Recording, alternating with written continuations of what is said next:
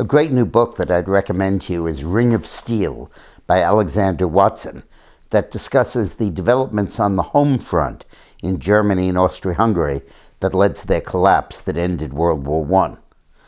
The myth has been circulated, and largely is the conventional wisdom, that it was the effectiveness of the British blockade that ultimately brought Germany to heel and led to the revolutions that overthrew the Kaiser and the Prussian military government and induced the new government that became the Weimar Republic to sue for peace and led to the disastrous Versailles Treaty.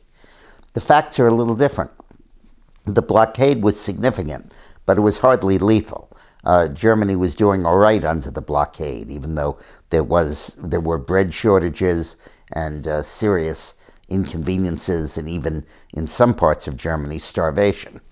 But the key thing that motivated the Axis powers to make peace was the social upheaval within their system, caused by a combination of the Russian Revolution that had taken place a year earlier and Woodrow Wilson's 14 points, in which he promised a peace without victory and spoke about the need to end the war and with it end colonialism, make self-determination and consent of the governed the hallmark of our system.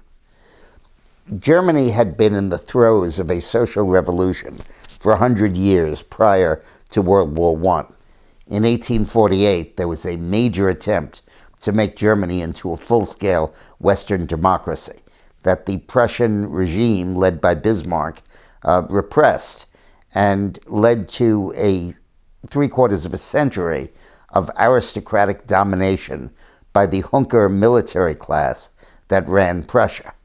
Interestingly enough, as part of their formula for repression, Bismarck invented a whole array of social benefits. He invented the concept of people retiring after their work life is over. There was no such thing as retirement. He invented workers' compensation, unemployment benefits, health insurance, and all manner of social insurance, essentially as bribes to the working class, so they would not demand the vote, but instead would get the government charity, which would keep them quiet.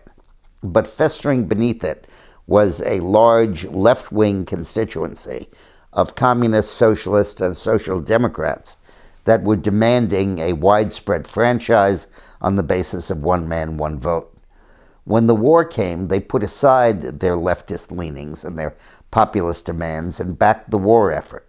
But as it became increasingly clear that this was a war of aggression by Germany, and when the Russians showed that you could overthrow a government and install a new system in 1917, it led to overt revolutionary activity by the left in Germany. The Reichstag passed a peace resolution asking for an end to the war, and the German people became very restive. The failure of unrestricted submarine warfare to starve Britain, and its action in bringing the United States into the war, and the failure of the Ludendorff-Hindenburg offensive in 1918, all led directly to the surrender. But the collapse of morale was because of the lenient, idealistic, democratic terms proposed by Wilson. So those who feel that the war of words and ideas isn't the key to warfare, but rather it's all fire and iron, need to really study the real history of World War I. It was the moral authority of the United States and the reliance on that led to the revolts in Germany and Austria-Hungary that led to their collapse. Thanks for watching.